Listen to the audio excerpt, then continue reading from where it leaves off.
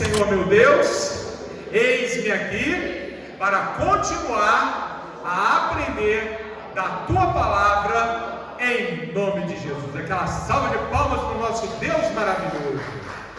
Glórias e glórias e glórias. Pode se sentar, povo de Deus, a paz. Oh, como é bom estar na casa de Deus, hein? Muito bom, em nome de Jesus. Hoje, irmãos, mais um culto de estudo bíblico, em nome de Jesus. Tenho certeza que essa palavra de hoje aqui, ela é muito instrutiva e ela é muito prática, amém? Peço muita atenção hoje, irmãos. É muito importante a palavra, não que outras, todas são, né? Mas hoje, particularmente, ela tem um objetivo prático, que é do nosso estudo bíblico, amém? Hoje nós vamos falar sobre interpretação das Escrituras. E nós vamos começar lá em João capítulo 5, versículo 39. Evangelho de João, capítulo 5, versículo 39. Palavras de Jesus Cristo. João, quarto Evangelho, capítulo 5, versículo 39.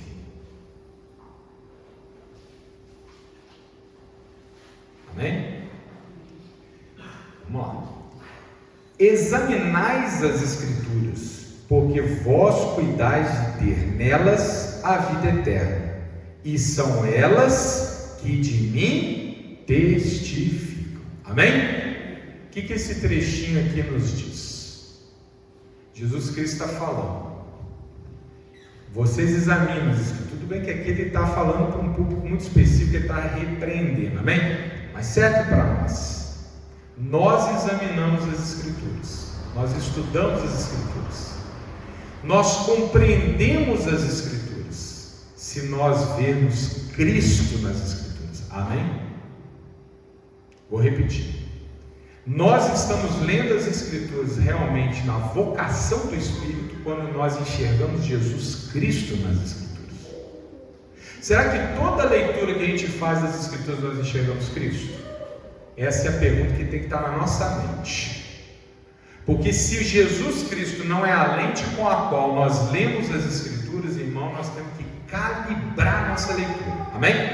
Então hoje nós vamos começar a falar disso, sobre interpretação bíblica. Amém? Vamos começar pelos conceitos. Claro que aqui, irmãos, não é um curso de teologia, então nós não vamos aqui gastar, né, ficar falando de teorias, de exegese, hermenêutica, não é o objetivo aqui. O objetivo aqui é ser prático, amém? Então eu vou sintetizar a ideia da interpretação das Escrituras a partir de dois métodos, que são regularmente utilizados, seja aqui no culto, às vezes até intuitivamente na sua casa, amém? Quais são esses métodos? O primeiro deles a gente pode chamar de histórico-gramatical. O que significa a interpretação histórico-gramatical? É quando nós lemos o texto segundo a intenção do autor e buscando compreender o contexto que aquele texto foi escrito e seu propósito imediato. Por exemplo, Paulo escreveu uma carta para a igreja de Roma, não é? Quando ele escreveu a carta, ele estava inspirado pelo Espírito Santo, falando para a igreja de Roma. Então ele tinha propósito naquele momento ao escrever aquela carta. Ele tinha um destinatário específico daquela carta, certo? Quando nós olhamos para a carta aos Romanos, buscando interpretá-la segundo as intenções de Paulo em relação à igreja de Roma, nós estamos fazendo uma análise histórica. Por outro lado, quando a gente se dedica a entender exatamente as palavras que Paulo usa para expressar cada ideia, nós estamos fazendo uma análise gramatical do texto. E meu irmão, não se assusta, nenhuma palavra que está escrita na Bíblia está escrita à toa. Muitas vezes a gente pode expressar a mesma ideia usando palavras diferentes. Uma vez eu trouxe essa reflexão aqui. Por exemplo, quando Jesus fala amar a outra pessoa, ele usa a palavra próximo. Ele poderia ter usado a palavra semelhante, ele poderia ter usado a palavra irmão, ele poderia ter usado a palavra ser humano, mas ele usou próximo. Não é à toa. Se Jesus escolheu a palavra próximo, é porque nós temos que olhar a palavra próximo. E isso me permite entender que quando Jesus fala que eu devo amar o outro, eu começo amando mais próximo, ou seja, a minha esposa, o meu filho, a minha mãe, meu irmão, amém? E a partir daí eu vou amar o mundo. Glória a Deus! Então nada na Bíblia é escrito à toa. Quando eu olho para a interpretação histórico-gramatical, eu tenho uma preocupação. Entender por que aquele texto foi escrito no contexto dele. Amém? Amém? Está claro?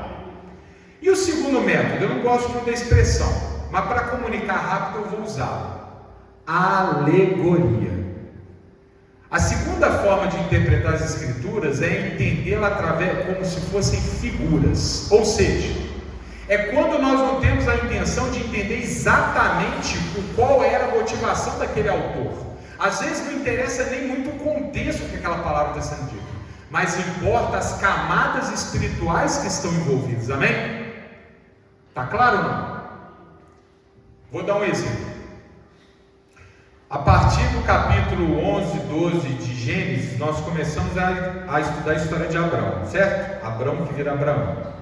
A história de Abraão começa com a passagem explicando que ele saiu de Ur, que era a sua cidade natal, subiu a Arã e depois desceu a Canaã, certo? Se eu faço uma análise histórico-gramatical sobre esse texto, o que eu estou enxergando ali? Que Abraão saiu de uma cidade, que ele caminhou uma determinada distância, amém? Que ele conheceu certas pessoas, que ele passou por determinadas regiões e que no final ele atingiu o propósito dele, que era Canaã. Análise histórico-gramatical. Estou entendendo a vida de Abraão. Isso me fala muito. Mas quando eu faço uma leitura espiritualizada, a palavra não se restringe a me contar a história de Abraão, ela me fala mais. Ela me conta que quando a gente encontra Deus, nós temos que sair do meio de onde nós estamos. Ela me fala que quando a gente quer estar na presença de Deus, nós temos que nos esforçar, porque Abraão andou, foi longe. Ela fala que quando Deus manda, a gente tem que o quê? Obedecer, amém? Essa segunda camada de interpretação, meu irmão, é o que a gente pode chamar de alegoria ou espiritualizada. Então, quando a gente olha a Bíblia, nós lemos ela dessas duas formas.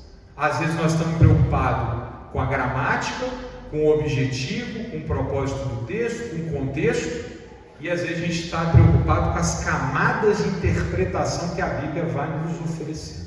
Está claro, irmãos? A Bíblia é um livro sobrenatural. Então ele fala muitas coisas simultaneamente. Quando nós, por exemplo, escrevemos a relação lá entre Davi e Golias, nós estamos sabendo que os judeus fizeram guerra contra os filisteus numa determinada época, num determinado lugar. Mas ao mesmo tempo eu olho aquela palavra e vejo Golias como sendo um gigante na minha vida, o qual eu tenho que superar. E eu faço isso invocando o nome do Senhor. Amém? Então nós temos duas maneiras de olhar as Escrituras e interpretá-las. Amém?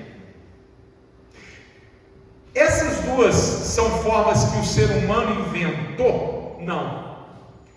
Foram as formas que nós aprendemos com Jesus a ler as Escrituras. Querem ver como? Vamos lá, Marcos capítulo 10, versículo 6. Um exemplo de Jesus Cristo fazendo uma interpretação histórico-gramatical das Escrituras. Capítulo 10, versículo 6. Marcos 10, 6. 6 e 7. Jesus Cristo nos mostra aqui uma interpretação histórico-gramatical. Marcos 10, 6.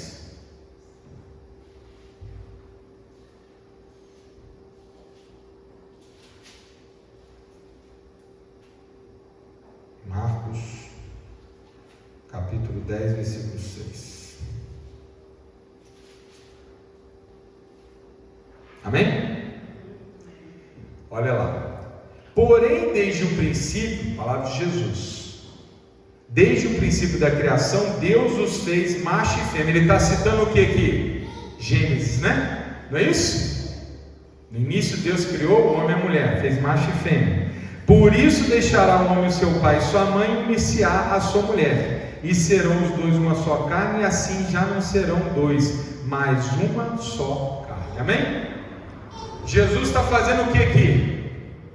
Ele está trazendo um trecho das Escrituras literal. Ele está buscando nas Escrituras algo que Deus falou para dizer: lembra que Deus disse isso aqui? Faça assim. Amém? Histórico, gramatical. Mas tem momentos que Jesus faz a interpretação alegórica. Vamos ver quando? João capítulo 3, versículo 14.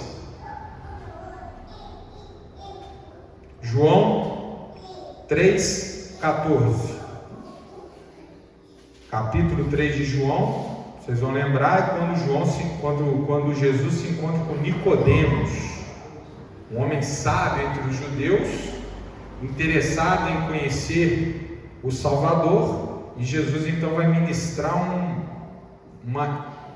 uma aula na vida de Nicodemos. E através dessa aula nós todos aprendemos. 3,14, amém? Olha aqui Jesus fazendo a interpretação espiritualizada. E como Moisés levantou a serpente no deserto, assim importa que o Filho do Homem seja levantado. Amém? O que Jesus está fazendo aqui? Veja que é diferente do que ele fez anteriormente.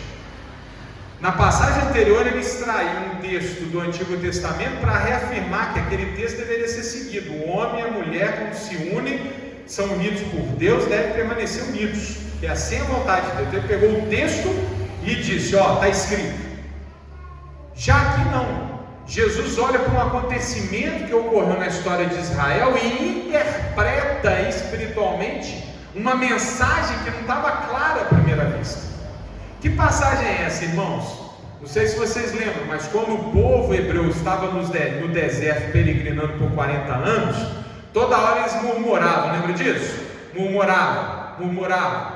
E toda vez que murmuravam, havia um problema. Num determinado momento, por causa da murmuração, vieram serpentes e atacaram o povo, lembra disso? E aí Deus falou a Moisés: faça uma serpente de metal e erga ela, e todo mundo que olhar para essa serpente de metal vai ser o quê? Liberto do ataque das cobras. Jesus, veja bem, há todo o contexto histórico aqui.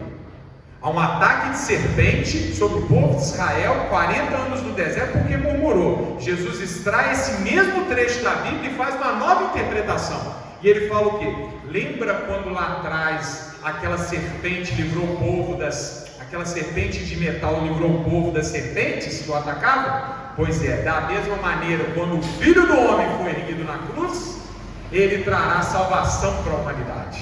Amém? Então ele pega o texto e espiritualiza a interpretação, muda o sentido daquelas frases para passar uma mensagem nova. Amém? Está claro, irmãos? Está claro? Então essas são as nossas duas formas de ler a Bíblia. Provavelmente você faz isso no seu cotidiano. Talvez você nunca tenha compartimentalizado, né? Mas agora você sabe. Existe uma análise de história gramatical e existe uma análise espiritualizada. Mas irmãos, não é exatamente essa talvez a informação mais importante que nós temos no coração. E aqui que eu quero pedir mais atenção de vocês. Porque quando a gente faz a análise histórica gramatical, de certa maneira nós estamos num lugar confortável. Basta a gente pegar os estudiosos e ler o que eles escreveram. Paulo viveu em tal ano, Roma foi criada por tal grupo, a igreja de Roma foi criada por tal grupo, Paulo estava se comunicando com a finalidade de destruir aquela igreja. Oh, beleza, está lindo. A questão ela fica um pouco mais complexa quando a gente vai espiritualizar a análise do texto. Por quê? Porque é aqui que nós corremos o risco da heresia. Porque quando o texto, de certa maneira, perde um pouco o controle, correto? Sim ou não?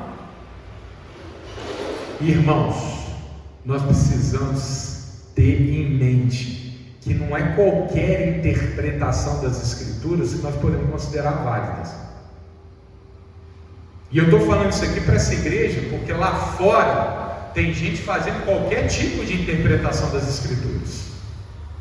Mesmo passagens em que Jesus fala com muita clareza, por exemplo, citando Gênesis, o que significa a estrutura do casamento e quem está envolvido no casamento, tem gente lá fora que muda o significado dos personagens para de repente se adequar a uma predileção, algo que é mais moda no dia de hoje. Cuidado, irmãos. Quando nós fazemos a análise alegórica, nós não podemos pensar que nós estamos fora do controle. Não. O Espírito Santo tem que conduzir toda a leitura bíblica. Por isso a Bíblia, irmãos, nunca é lida na hora do almoço. Nunca é lida, sabe, para, digamos assim, para o lazer. Nunca é lida como uma história de ficção. Não, ela tem que ter uma coisa diferente. Ela tem que estar envolta em oração. Antes de começar a ler a Bíblia, a gente tem que orar. Não precisa ser uma oração longa, não, porque senão até desiste. Eu tenho 10 minutos aqui para me ler a Bíblia, eu vou orar 5 e pedir 5. Não, ó Deus amado, me orienta nessa leitura, abre e vai. Deus tem que estar ali, porque senão, meu irmão, o diabo pode aproveitar da sua fraqueza e te levar para um caminho pervertido. É por isso que nós não podemos nos apartar da congregação dos santos. Porque o Espírito Santo, ele atua no altar para ajudar o pregador a orientar as ovelhas. Para que se ela às vezes lê, uma ovelha lê alguma coisa aí que aquilo que causa alguma inquietação, o pastor está ali preparado para trazer de volta, amém? Então nós temos que dar uma seriedade para essa leitura, mesmo quando nós nos afastamos da intenção do autor, amém? E tem uma questão, meus irmãos, que é infalível. Especialmente, olha isso que eu vou falar, hein? Olha isso que eu vou falar. Quando nós lemos o Antigo Testamento, irmão, eu vou contar até meu caso. Em determinada época da minha vida, eu comecei junto com a Mariana a fazer um culto em casa, uma leitura diária da Bíblia. E eu chamava minha mãe e meu pai e falei, vamos ler a Bíblia. Aí eu resolvi fazer ela na ordem cronológica, Gênesis, Êxodo e tal. Primeiro quando chega em número, Levítico e número, o povo desiste, né? Até metade do Êxodo vai bem, chega na metade do Êxodo, depois começa a ficar pesado, difícil, um monte de lei, um monte de regra, né? E a gente começa a se espantar, né? Não começa? Não pode usar isso, não pode andar assim, não pode fazer aquilo, e quem fizer apedreja, mata, morre. Mas é a palavra de Deus, não estou entendendo. E quando a gente chega nas guerras, onde Deus fala, vai lá e mata todos, eu vi um determinado momento que eu estava fazendo mal em casa. Até que o Espírito Santo tocou no meu coração e falou, não é assim que você lê a Bíblia. Começa em Mateus.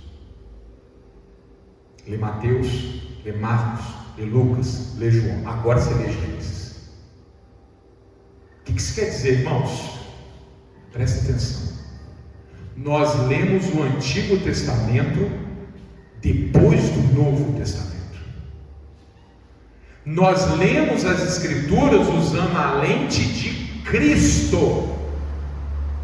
Porque se Jesus não for o teu óculos ali, meu irmão, você corre o risco de não compreender a mensagem.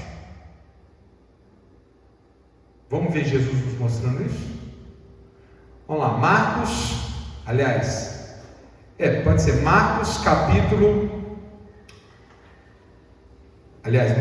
capítulo 5, versículo 27. Mateus 5, 27.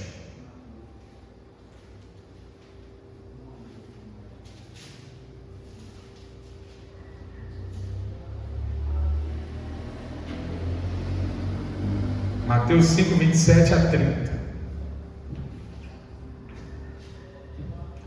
Olha o que Jesus está fazendo aqui.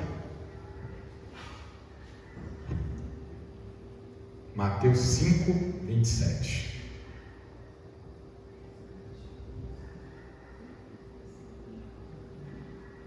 Está todo mundo comigo? Jesus explicando o Antigo Testamento, amém? Essa passagem Jesus vai pegar o Antigo Testamento e vai explicar. comigo aqui, por favor. 5:27. Ouvistes que foi dito aos antigos. O que Jesus está falando? Como está escrito no Antigo Testamento. Os pergaminhos que os judeus tinham acesso até o momento era o Antigo Testamento. No passado, Deus disse aos antigos, é isso que ele está falando: não cometerás adultério.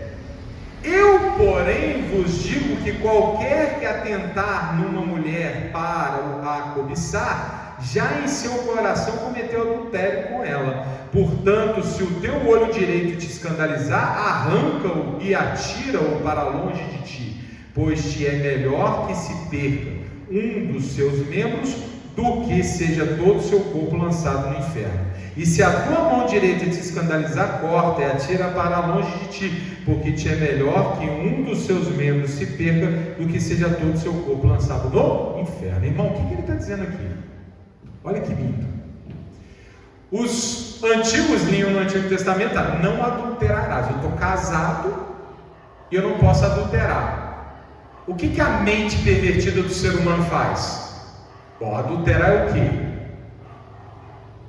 Eu consumar o ato, né? Eu sair com outra pessoa. Mas e se eu ficar pensando na outra pessoa? Tem problema? Então eu vou pensar na outra pessoa. Jesus então vem e diz: opa, cobiçar não significa consumar, significa querer consumar. E ele explica: não, você não traz sua esposa, você não traz seu marido, sequer na sua mente. Irmão, profundo. Por quê? Porque tudo começa na mente, né, irmão? Se a cobiça começa na minha admiração por outra pessoa, a consequência é o ato. Então Jesus fala: mata o mal pela raiz. Está vendo aqui? Jesus pega o Antigo Testamento e aprofunda, explica: ó, isso aqui o Antigo Testamento quer te dizer. Mas Jesus não se limita a isso. Em outras passagens, Jesus inclusive nos alerta para que a revelação ela é progressiva. Irmãos, vocês estão comigo? Estão comigo? Está cansado? Não. A revelação é progressiva. Vamos lá, irmã Aline aqui vai alfabetizar uma criança. Ela vai chegar, vai abrir a Bíblia aqui, Salmos, ler um salmo com a criança, 6 anos, 5 anos? Não. Ela vai ensinar as letras, né? Depois as sílabas, depois as palavras, depois pequenas frases, depois pequenos parágrafos, depois textos curtos, depois textos mais longos, até que a criança está lá preparada já para ler um livrinho. Não é isso? Deus fez isso conosco. Quando Deus começou a se revelar para nós, Ele não revelou tudo por inteiro, certo? Aliás, Ele levou 2000 anos entre Abraão para até Jesus chegar. Durante 2000 anos Ele foi aos poucos instruindo o povo. E aí, irmão, que a gente começa a entender o Antigo Testamento. Quando, por exemplo, nós lemos uma passagem que diz assim: olho por olho, dente por dente. Irmão, quando você olha no Antigo Testamento, que aquele que furar o teu olho, você tem o direito de furar o olho de volta, você fica escandalizado. Por quê? Porque você está fora do contexto. Na época em que essa palavra foi escrita no Antigo Testamento, a vingança era massacrar o oponente. Ou seja, se alguém me furar o dedo, eu vou e mato o cara. Se alguém fura o meu olho, eu mato a família do cara. Então ali a Bíblia está colocando, Deus na sua revelação progressiva, está colocando limite no ser humano, dizendo: se furar o teu olho, contenha, só fura o olho do outro. Entenderam o que eu estou falando? Entenderam ou não? Quando Deus está falando em Êxodo para o povo, Ele está falando para um povo brutalizado que está saindo o quê? Da escravidão. Como é que Deus vai falar de amor ao inimigo? Não tinha jeito ali. Então Ele está começando a instruir.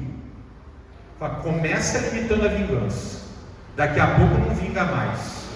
Ama o mais próximo, daqui a pouco você ama o mundo, depois você ama o inimigo. Aí você está preparado. Entenderam o que eu estou falando? É como a criança: é a letra, é a sílaba, é a palavra, é a frase, depois o texto. E Jesus nos mostra isso. Olha como é que Ele mostra aqui nesse texto. Mateus capítulo 5, versículo 31.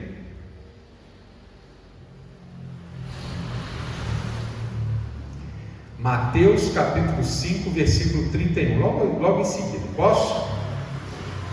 Também foi dito: qualquer que deixar sua mulher, dê-lhe carta de desquite. Eu, porém, vos digo que qualquer que repudiar sua mulher, e não se por causa de prostituição, faz que ela cometa adultério. E qualquer que casar com a repudiada comete adultério. Olha o que Jesus está falando. Lá no Antigo Testamento era permitido que um homem, quando queria se divorciar, simplesmente desse uma carta de divórcio para a mulher. Por quê, meu irmão? Porque naquela época nós estamos falando de um povo brutalizado, que mal reconheceu o que era o matrimônio. Então Deus, naquele momento, permitiu que certas coisas acontecessem. Lembra que Abraão se deitou com Agar? Jacó teve 4 mulheres. Nós podemos ter 4 mulheres? Nós podemos nos deitar com a serva da esposa? Claro que não, mas Deus permitiu. Por quê? Porque era uma fase da revelação. Deus está moldando o povo. Amém? Então, em determinado momento era permitido dar carta de divórcio, sim, mas agora Jesus falou: esta época passou. Agora ninguém mais vai dar carta de divórcio. Amém? Você já sabe o que é casamento. Vai amar a mulher da sua mocidade até o último dia da sua vida. A não ser óbvio que ela morra, ou que é a única exceção, que ela cometeu adultério. Entenderam, irmãos? Se eu não entendo, se eu não leio o Antigo Testamento com a lente de Jesus, meu irmão, eu posso me desviar. Eu posso ler lá no Antigo Testamento, eu posso dar carta de divórcio, então? Então está permitido. Não, irmão. Não está aqui na minha pregação, mas me ocorreu agora, porque eu li um livro de um eminente pregador que disse, eu conversei isso com a Mariana Notícia, bateu, né, Mariana? Forte. Escrito assim, perguntas e respostas. O pregador pode ser divorciado? Resposta desse eminente pregador: de acordo com o Antigo Testamento, não. O que me interessa que o Antigo Testamento diz? O que me interessa é que Paulo falou depois, pelo Espírito Santo, após ver Jesus: quando você se arrepende, o velho homem morre, tudo se faz novo, tudo ficou para trás, você é uma nova criatura. Não trago nenhuma mochila de pecado comigo. Se agora eu conheci Deus, a partir de agora eu não divorcio. Essa é a palavra de Jesus. Amém? Está claro, irmãos? Jesus é a nossa chave de interpretação da Bíblia. E eu vou dar um terceiro exemplo para não cansá-los. Jesus também aprofunda a mensagem do Antigo Testamento. Vamos ver lá, Mateus capítulo 5, versículo 43. Fiquei tudo aqui na mesma página, para a gente não ter que ficar andando muito. Mateus 5, 43. Olha só. Ouviste que foi dito: amarás o teu próximo e aborrecerá teu inimigo. Pausa, irmãos, olha para mim. Olha para mim, irmãos. Tenta imaginar, olha só, interpretação histórico-gramatical. Quem era o povo hebreu na época do Êxodo? Um povo que 400 anos foi se brutalizando. Eram escravos, semi-animais, não tinha casamento, não tinha matrimônio, era um povo, sabe, que era igual um bicho. Então Deus fala: ame o seu amigo, e o seu inimigo rejeita. Amém? O que importa não é a rejeição do inimigo, o que importa é aprender a amar alguém. A gente tem que aprender a amar alguém primeiro. Amém? Precisa entender o que é o amor. Não adianta Deus falar assim: ama todo mundo. A pessoa que está saindo da escravidão, brutalizada, cheia de ódio, de ira no coração, ela simplesmente não vai entender nada. Então fala: peraí, você tem esposa? Tem filho? Ama eles. E aí vão passar 1400 anos para Jesus chegar agora e dizer: olha a sequência, 44. Eu, porém, vos digo: amai os vossos inimigos, bendizei o que vos maldizem, fazei bem aos que vos odeiam, e orai pelo que vos maltratam e vos perseguem. Amém? Então Jesus pega o Antigo Testamento e fala: isso aqui era para aquela época, agora isso não vale mais. Amém? Tudo começou, foi com João 5,39, que Jesus fala: vocês estão estudando as Escrituras? Vocês estão estudando a mim. Então vocês têm que olhar tudo através de mim. Se não for através de mim, você pode errar. Irmão, quanta heresia pode acontecer se você esquecer Mateus em diante e só ler o Antigo Testamento. Aqui fala de ira, de guerra, de morte. aqui fala de adultério, aqui fala de poligamia. Nós temos que entender histórico, gramaticalmente, que aquilo fazia parte de uma época da história que passou. E espiritualmente, nós temos que ler aquele texto. Nós não vamos rejeitar, porque toda escritura é sagrada, mas ela só faz sentido se for observada por Cristo. Irmãos, e a gente entende então o que está acontecendo em Israel hoje. Por que o povo, que muitos evangélicos chamam de povo de Deus, há que se discutir, na minha modesta opinião, o povo de Deus, de acordo com a Bíblia, é quem crê em Jesus. Esse é o povo de Deus.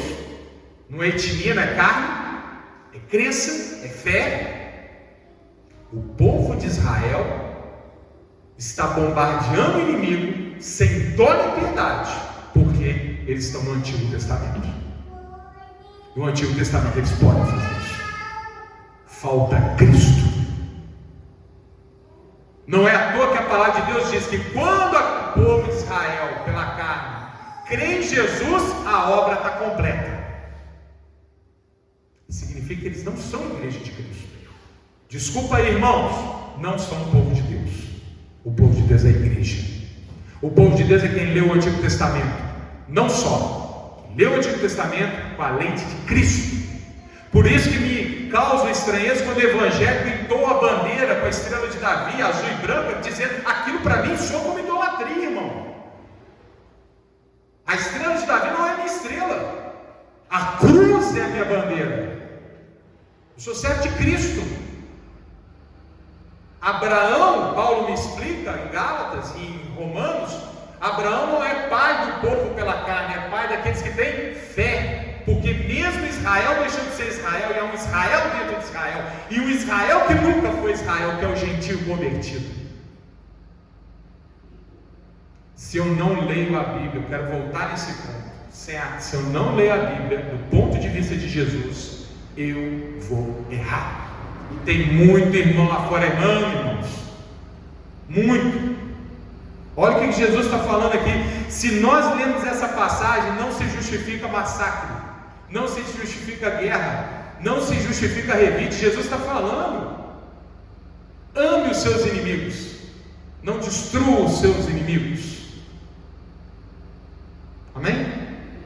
Estão amarrando, irmãos? Nós temos duas formas de ler a Bíblia: histórico-gramatical, intenção do autor no contexto dele, e alegórico, espiritualizado, buscando camadas de interpretação que vão além. Eu posso ler das duas formas, eu leio das duas formas, mas uma coisa eu não posso prescindir: Cristo tem que ser o centro. Eu só posso ler as Escrituras ali na comunhão com Deus. Jesus tem que me guiar nas leituras, Jesus tem que me instruir sobre as passagens, Ele tem que me fazer interpretar aquele versículo, aquele trecho da maneira correta, conforme a mensagem salvífica que é o Evangelho. E o Evangelho é de Mateus para frente. Então eu volto olhando Mateus, Jeremias, Marcos, Miqueias, João, Crônicas. É daqui para lá. Amém? Glória a Deus. Aquela salva de palmas para o nosso Deus maravilhoso.